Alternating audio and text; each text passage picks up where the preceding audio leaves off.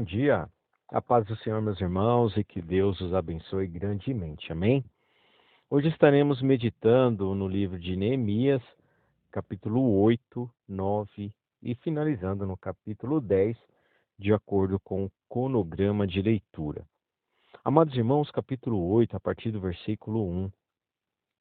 A frase todo o povo indica a reunião de todas as cidades e da zona rural de Judá. A praça, provavelmente, localizava-se entre a área sudeste do templo e o muro oriental. O líder, nesse caso, o escritor era Esdras. Essa é a primeira vez que o escriba é mencionado no livro de Neemias. O povo instruiu Esdras a pegar o livro da lei, o qual ele havia levado para Jerusalém 13 anos antes, o que era restrito ao estudo particular entre os homens instruídos, tornou-se público para todos. Versículo 2. Vemos que nas Escrituras, geralmente as mulheres estão implicitamente presentes nas reuniões de grupos. Aqui, elas são mencionadas explicitamente. Todos os sábios para ouvirem. Crianças com mais idade, assim como adultos, reuniram-se no primeiro dia do 7º mês. O muro havia sido concluído no 25º dia do 6º mês. Então, esse evento aconteceu apenas poucos dias após a conclusão da obra. No versículo 5, quando Esdras abriu o livro, todo o povo se pôs em pé, representando sua reverência pela palavra. Esse gesto, tempo depois, tornou-se característico dos judeus nas cerimônias realizadas nas sinagogas. Versos 6 e 7. Antes de ler o livro da lei, Esdras guiou o povo em oração. Louvou significa que Esdras identificou Deus como fonte de bênçãos para o povo. O povo respondeu amém e levantou as mãos, indicando participação com Esdras na oração. Então, os judeus inclinaram a cabeça e adoraram o Senhor com o rosto em terra, um ato de submissão voluntária ao seu Senhor e também Criador. Versos 8. Eles leram declarando: os levitas, amados irmãos, explicaram completamente o significado da lei de Deus. Explicando o sentido, os levitas explicaram a lei de forma que o povo depreendesse o sentido e obtivesse o discernimento do que estava sendo lido. Versículo 12. O povo foi às suas casas para comer e beber, compartilhar e regozijar-se, porque levava no coração as palavras de Neemias, Esdras e dos levitas. Ele obedeceu à palavra do Senhor e celebrou a festa das trombetas. Versículo 16. O povo observou a festa dos tabernáculos de acordo com a lei. Aqueles que viviam na cidade fizeram cabanas nos terraços de suas casas ou em seus pátios. Os sacerdotes e os levitas montaram suas tendas nos átrios da casa de Deus. O povo da zona rural fez suas cabanas na rua diante da porta das águas e da porta de Efraim. Versículo 17. Versículo 17 diz que nunca fizeram assim os filhos de Israel, desde os dias de Josué. Faça uma referência à construção das cabanas. O povo de Israel certamente havia celebrado a festa dos tabernáculos desde a época de Josué. De fato, irmãos, aqueles que tinham retornado com Esdras observaram a festa no primeiro ano de seu retorno, especialmente em Esdras, capítulo 3, versículo 4. No versículo 18, finalizando o capítulo 8, a leitura da lei era exigida durante a celebração da festa dos tabernáculos, que ocorria no ano sabático. Capítulo 9, a partir do versículo 1. Dia 24 deste mês, aqui se refere à adoração pública do povo que tinha começado no primeiro dia do 7º mês. E mais de 3 semanas depois, o povo ainda estava envolvido nela. Jejum, pano de saco e terra eram sinais tradicionais de luto. Aqueles eram a preparação para a confissão do pecado do povo. A geração de Israel, versículo 2, ou a linhagem de Israel, significa semente de Israel. A separação de todos os estranhos era uma separação sagrada dos estrangeiros que adoravam outros deuses e cujas práticas devem ter trazido danos à adoração do Senhor pelo seu povo. Dos seus pecados e das iniquidades de seus pais, a confissão dos pecados do próprio povo foi para o perdão pessoal e coletivo. Já a confissão dos pecados de seus pais foram para lembrar que os judeus não podiam continuar praticando as atitudes perversas do passado. Versículo 3 e 4 do capítulo 9. Com Neemias, o povo em reverência pôs-se em pé ao ouvir a leitura das Escrituras. Uma quarta parte do dia, aproximadamente, foram gastas 3 horas na leitura pública e 3 horas na adoração coletiva.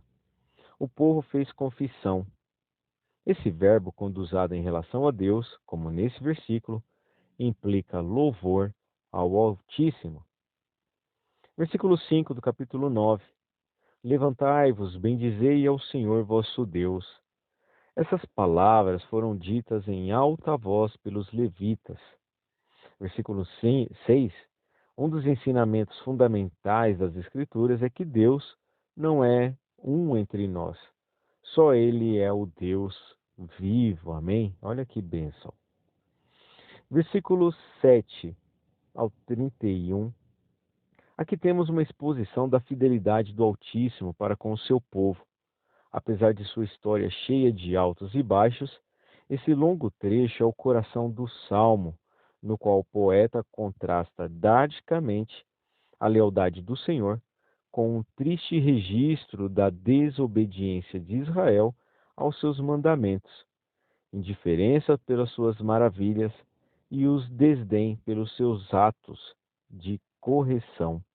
Assim, e ainda assim, Deus permanece fiel. O livro de Êxodo narra a situação dos israelitas no Egito e o pedido de libertação que fizeram ao Senhor, além de falar sobre a misericórdia de Deus em sua resposta às necessidades do povo. Esse versículo sugere que, antes de Israel expressar seu sofrimento, o Altíssimo já conhecia seus problemas. Versos 11 e 12. A expressão Yomarfim deste refere-se às ações divinas de libertação no Mar Vermelho. Observe a semelhança das tropas de Faraó afundando como uma pedra, coluna de nuvem, coluna de fogo. Aqui mostra a presença contínua do Altíssimo na vida de seu povo, que era indicada por esses símbolos. Versos 16 e 17 do capítulo 9. A expressão, porém eles, mostra que essas palavras demonstram um surpreendente contraste com a descrição das ações de Deus nos versículos 9 a 15. O pecado dos israelitas foi agirem soberbamente, ou seja, comportando-se em relação a Deus da mesma maneira como o Egito se comportou em relação a eles. A principal, na verdade, reverência aqui é a revolta de Israel contra o Senhor em Cádiz, como vimos lá em Números, capítulo 13. Essa rebelião foi tão longe que os israelitas levantaram um chefe para levá-los de volta ao Egito. Versículo 18 a 21, capítulo 9. Nesses versículos, o poeta descreve a fidelidade de Deus para com os israelitas, apesar do comportamento desprezível deles. Bezerro de fundição é uma referência ao ato de rebelião, descrito em Êxodo, capítulo 32. Multidão das tuas misericórdias, amados irmãos, descreve sentimentos profundos, como os de uma mãe para com o seu filho. Versículo 22 a 25 do capítulo 9. O escritor descreve as misericórdias do Senhor sobre Israel na conquista da terra prometida e na provisão contínua de Deus ao seu povo. Reinos e povos. A Bíblia celebra, a posse da terra do lado oriental do Rio Jordão, assim como a conquista do Canaã. Como as estrelas do céu, se refere ao crescimento milagroso do povo, que é descrito nesta hipérbole familiar, como temos também referência lá em Gênesis capítulo 15. Versos 26 a 29. A rebelião do povo foi expressa durante a época dos juízes e dos reis. A metáfora "lançaram a tua lei para trás das suas costas" refere-se à rebelião. Versos 30 a 31. Deus permaneceu fiel ao seu desobediente povo. Muitos anos, irmãos, se refere à história de Israel desde Saul até os últimos dias dos reis. Teu Espírito, pelo ministério dos teus profetas, que fala do trabalho do Senhor, ao inspirar as palavras dos profetas de Israel, pelo que entregaste na mão dos povos das terras, refere-se ao cativeiro de Israel. Verso 32. Aqui faz referência à época do grande avivamento sob a liderança de Esdras, o conserto e a beneficência, a lealdade do conserto divino, que é inquebrável para a glória de Deus. Versos 36 a 37. A designação servos é usada aqui como uma ironia. Israel havia sido chamado para ser servo de Deus, mas aqui os judeus foram servos dos governantes estrangeiros. O produto da terra não lhes pertencia, era destinado aos reis. Os israelitas eram tributados pela Pérsia no produto da terra que Deus lhe havia concedido. Finalizando o capítulo 9, no versículo 38. O cântico, finda em ação, e não apenas em sentimento. Sua intenção, amados irmãos, foi a mudança comportamental do povo do Senhor.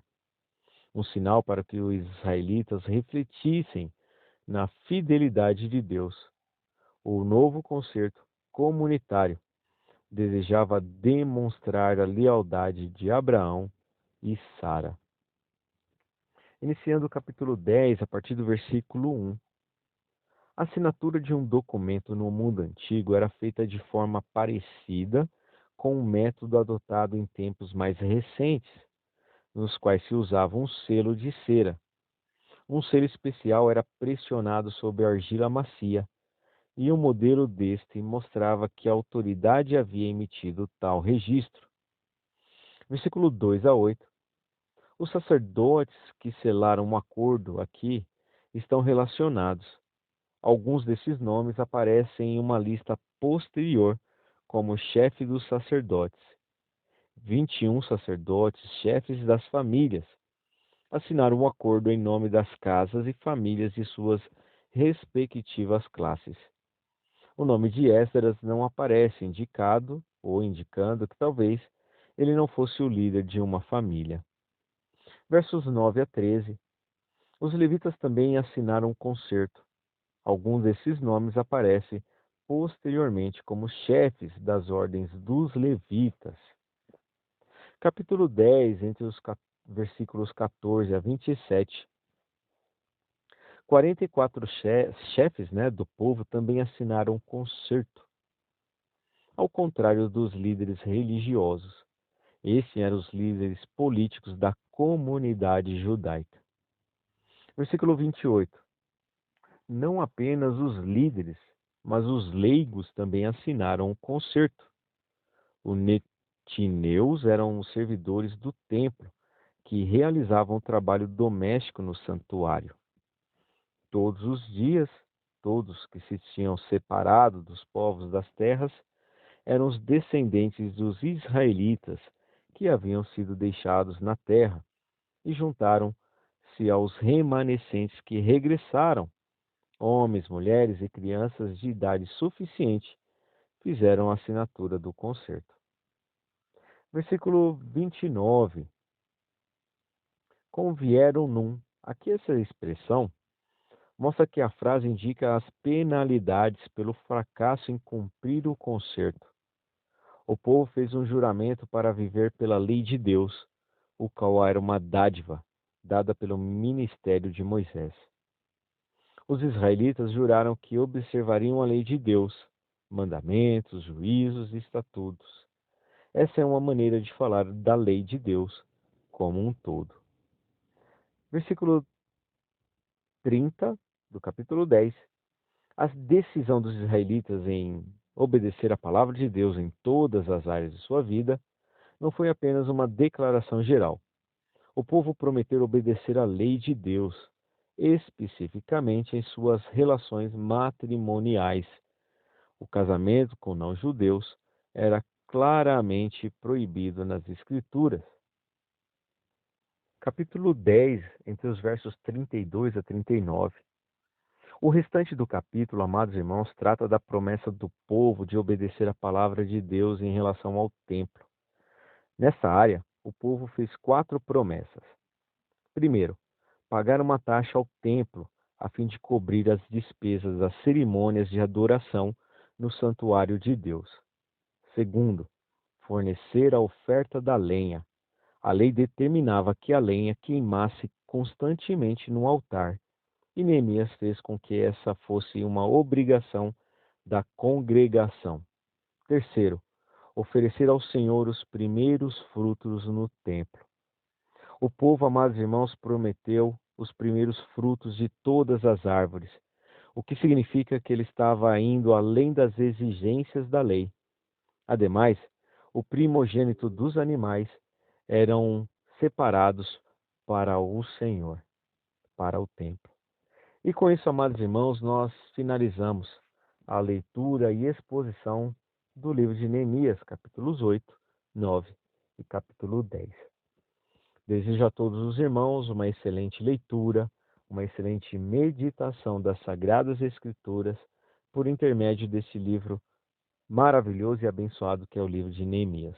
E também que o Espírito Santo de Deus possa ter falado melhor aos seus corações. Amém? Forte abraço, fiquem com Deus e até amanhã, onde daremos continuidade na leitura das Sagradas Escrituras.